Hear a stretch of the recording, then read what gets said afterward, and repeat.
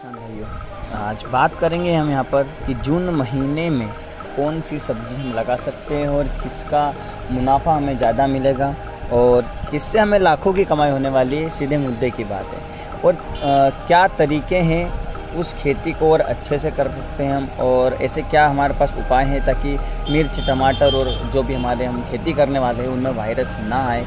तो चलिए शुरू करते हैं। तो चलिए सबसे पहले हम बात कर लेते हैं यहाँ पर भिंडी और खीरा ककड़ी की खेती के बारे में।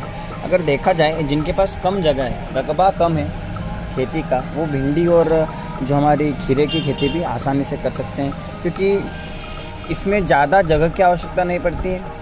और खीरे का तो ऐसा है कि अगर एक बार जब ये चालू हो जाती है, जून महीने जब हम भिंडी की खेती करते हैं और जब इसका प्रोडक्शन चालू होने लग जाता है, अगस्त में चालू होने लग जाता है, तब बिल्कुल लगातार चलता ही रहता है।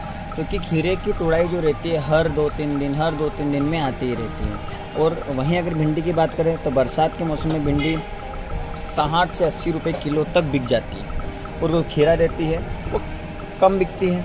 तो उत्पादन भी वैसे मिलता है कि प्रोडक्शन भिंडी में कम होता है और खीरा ककड़ी का ज़्यादा होता है कंपेरेस भिंडी, और ज़्यादा कोई रख रखाव की आवश्यकता नहीं पड़ती है। बस केवल हमें इस बात का ध्यान रखना है ककड़ी में और खीरा दोनों में कि इल्लियाँ ज़्यादा ना हो, क्योंकि वो फल को पूरी तरह से नष्ट कर देगी।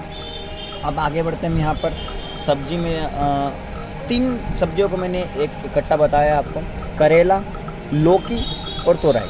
क्योंकि तीनों की खेती करने के लिए हमें क्या करना है कि एक ही जैसा खेत तैयार करना है, एक ही जैसा हमें यहाँ पर जो हमारा दवाई का शेड्यूल रहेगा, बीमारियां भी लगभग सेम एक ही आती है। सबसे मेन जो रहता है वो रहता है हमारे यहाँ पर मोजेक वायरस।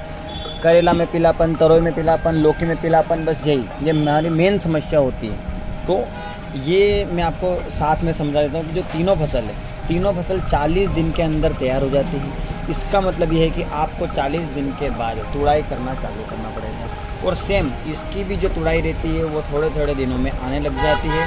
और इस एक बेनिफिट अपने को ये होता है क्योंकि इस सब्जी का जो भाव रहता है हमें हर तरह का भाव देखने को मिलता है, क्योंकि सब्जी को हर तीसरे दिन चौथे दिन हमें यहाँ पर तोड़ना पड़ता है। और एक बात का विशेष ध्यान रखें, हाइब्रिड जहाँ पर हमने खेती कर रखी है वहाँ पर इनका उपयोग ना करें, नहीं तो आपको क्या रहेगा कि वायरस आने के चांस बहुत ज़्यादा रहेंगे।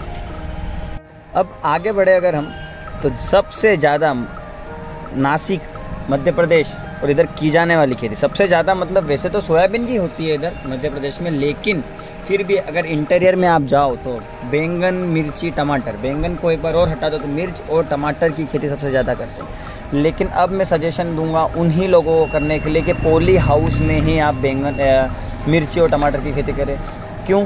कारण बता देता हूँ, क्योंकि पानी अभी बिल्कुल डिसाइडेड नहीं है, कभी भी आ जाता है कभी भी चला जाता है, और उसके कारण से मिर्ची भी डिस्टर्ब हो जाती है, टमाटर भी डिस्टर्ब हो जाता है। दोनों में वायरस बहुत ज़्यादा फैलने के चांस यहाँ पर देखने को मिलते हैं। इसलिए जो भी किसान करे खेती वो पॉली हाउस में ही इसकी खेती करे। ऐसे भी कर सकते हैं, ज़रूरी नहीं है हम खुद करते हैं, मैं खुद एक किसान हूँ।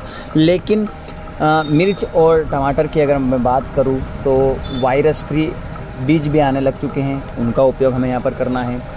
और उनको बीज उपचार कर, उसके बाद भी उनको आकर बीज को उपचारित करना है। उसके बाद लगातार जो वायरल जो डिसीज़ की हमारी दवाई आती है, टाइची हो गया, पेय कफिन हो गया, इसका उपयोग हमें लगातार करते रहना है। और दूध का छिड़काव ज़रूर करना है।